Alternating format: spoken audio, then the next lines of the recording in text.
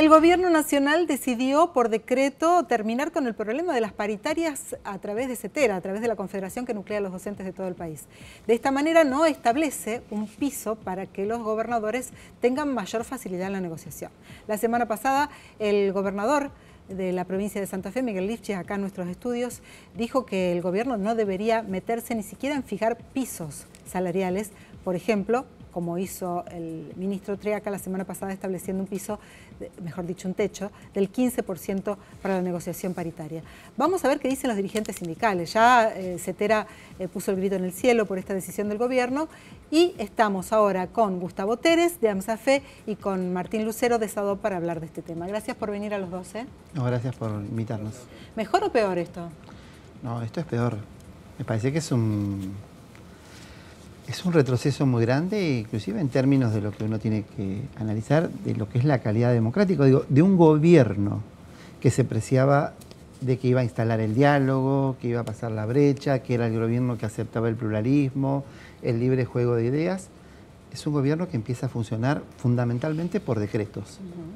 Dentro de esos decretos, obviando todas las instancias de deliberación que tienen las instituciones democráticas, una de las medidas que toma arbitrariamente es anular la paritaria. A través de la modificación de la ley de financiamiento. A través de la modificación de la ley de financiamiento. Y anular esa paritaria, uno puede pensar que a corto plazo o para las provincias más fuertes, así, puede tener un impacto menor, pero en realidad tiene un impacto entendiéndonos nosotros como parte de un colectivo de trabajadores de un país. Entonces, y es claro, una medida fundamentalmente para establecer un techo salarial y para poder condicionar al máximo la negociación de los gobernadores. Yo quiero señalar esto. Hay tres gremios importantes que en los últimos momentos, en la última etapa histórica, en los últimos años, han sido referencia muy grande para el conjunto de los trabajadores con el tema de la paritaria. Son tres gremios que están siendo agredidos. Uno es el gremio aceitero, que no le entregaron el certificado de las elecciones cuando todo fue normal y lo están extorsionando con eso. El otro es el gremio bancario, que le están ofreciendo una paritaria de la vergüenza. Siempre la paritaria bancaria ha sido también otra referencia.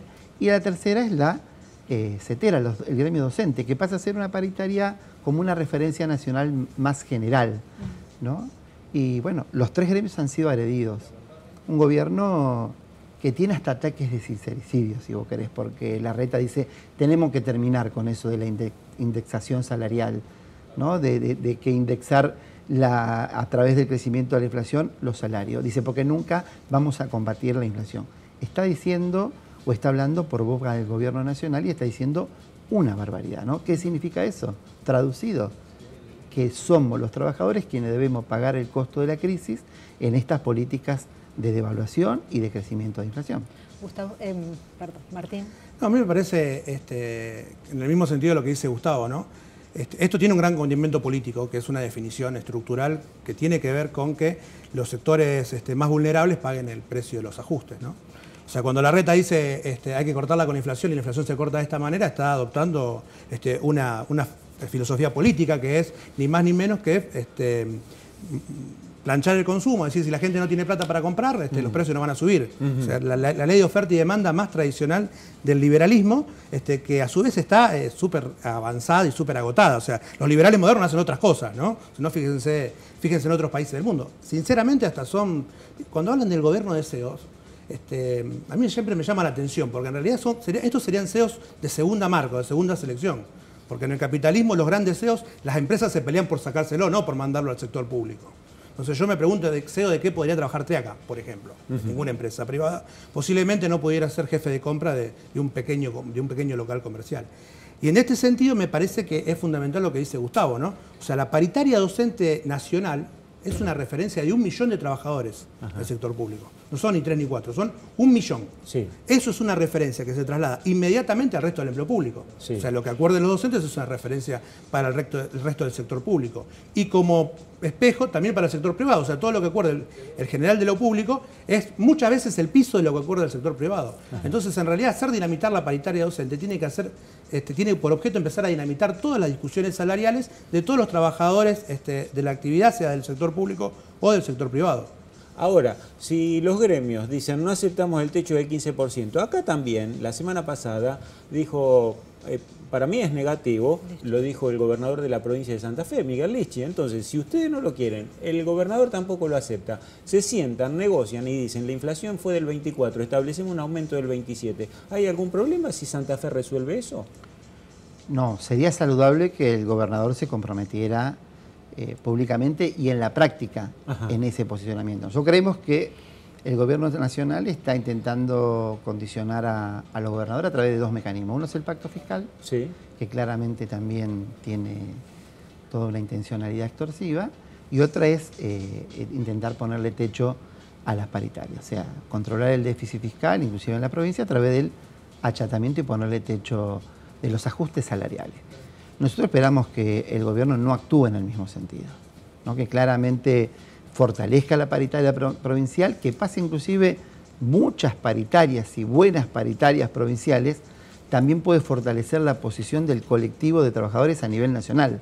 Y me parece que eso tiene que ser parte de una definición política. Pero también. ustedes en este marco, con un gobernador que opinó lo que opinó, ¿lo ven complicado para a partir de marzo en Santa Fe o no? Porque acá los salarios los resuelven ustedes y el gobierno provincial.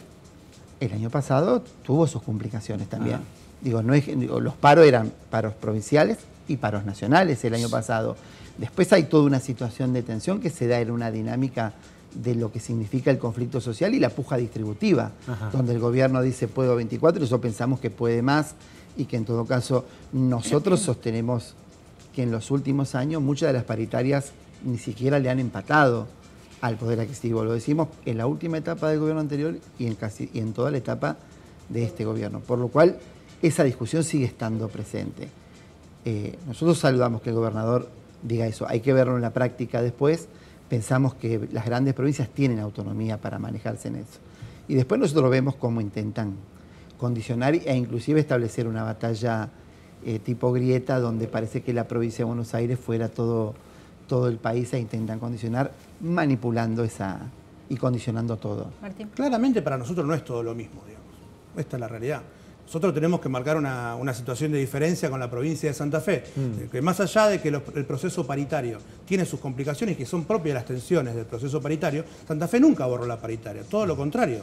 Santa Fe tiene las mejores paritarias docentes del país. Quizás no con los resultados que uno siempre espera, porque en realidad la paritaria uno siempre se va con alguna disconformidad, y entiendo que al gobierno le pasa lo mismo que a nosotros. Sí. Ahora, la postura que tiene el gobierno de la provincia de Santa Fe respecto de la protección de la paritaria, en comparación del gobierno nacional o incluso de la provincia de Buenos Aires, es una definición estructural como Estado, digamos. Y a mí me parece muy bien que nosotros lo defendamos como una cosa ganada, porque en realidad la paritaria es la forma democrática de discutir los derechos de los trabajadores. El otro es el decretazo, o el otro es la imposición unilateral de parte de los empleadores. O sea que en eso hay que marcar una diferencia entre el gobierno de la provincia de Santa Fe y los sindicatos docentes de la provincia de Santa Fe, que apuestan a la paritaria como una forma de solucionar sus conflictos, que los tienen y son inherentes a la actividad del trabajo. Nosotros acá, por ejemplo, no tenemos lo que ha sucedido, o por lo menos no ha pasado de esta forma, las amenazas que recibe Roberto Baradel en provincia de Buenos Aires, y en eso me parece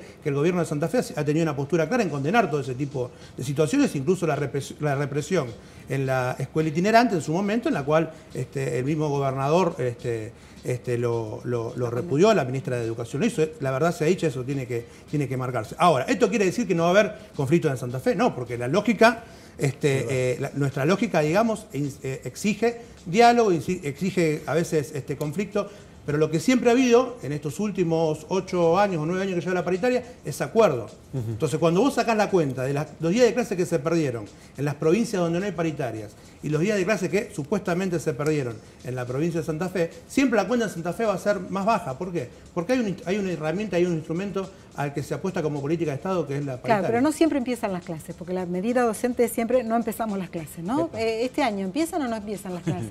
¿Para cuándo están esperando la convocatoria? Eso es una respuesta que tiene que dar el gobernador. No, porque nosotros el otro día hablábamos con Lichi y le preguntamos si había convocado. Dice, no, nunca los convocamos en enero, esperamos hasta febrero. ¿Para cuándo esperan ustedes la convocatoria? Nosotros pensamos que todo el mes de febrero tiene que ser, seguramente hay una etapa donde funcionan las comisiones técnicas y después empieza la discusión más fina. Nosotros somos claros en esto. Ninguna paritaria se define, y en esto en Santa Fe tiene una tradición, sin la opinión y el plebiscito de los docentes. Por lo cual nosotros, hasta que todos los docentes no vuelvan a clase, los compañeros la mayoría vuelve entre el 16 y el 17 de febrero, y a partir de ahí se abre una discusión y una deliberación con el derecho a tener toda la información de la discusión paritaria. Nosotros, a partir de eso, estamos en condiciones de tenés todo el 5 mes de marzo es la fecha del... El 5 de marzo es el inicio del ciclo lectivo oficial. Así que antes del 5 habría ahí que... estarán las propuestas y seguramente uno... Hay que tomar un cronograma para hacer la propuesta, debatirla, llevarla a la base. Digo, los tiempos de la democracia son más lentos, claro, sí, pero a la vez son más sólidos y son más Pero consistentes. en eso nosotros tenemos que revalidar la paritaria. O sea, todo este tema de los cronogramas, cosas, hay como un know-how de cómo funciona. Claro. Entonces, eso también es un valor que adquirió la provincia. El problema es que los padres quieren Fe. que empiecen las clases en fecha. Porque viste que los padres necesitan organizarse. Entonces, cuando te dicen no empiezan las clases, uy, no, ¿y ahora cómo me organizo? No solamente por la cuestión de la educación, que sin duda vale perder día de clase, sino también por la organización familiar. Así es. Y además es feo cuando está, pero no, viste que vos le decís al chico, bueno, el 5 de marzo empiezan las clases, te compro la cartuchera, te compro el guardapolvo, y después, no empieza. Bueno, creo que te cuente yo que mi nena empieza el primer grado y quizás no inicie las clases. Claro, es un problema, digamos. O sea, no es que no vivimos en otro lugar. No, nosotros lo entendemos como una situación, seguramente Gustavo le ha pasado lo mismo en algún momento. Digamos, nosotros lo vivimos como padres, o sea, lo vivimos del otro lado del mostrador. Ahora, también estamos seguros de que a través de estos procesos y a través de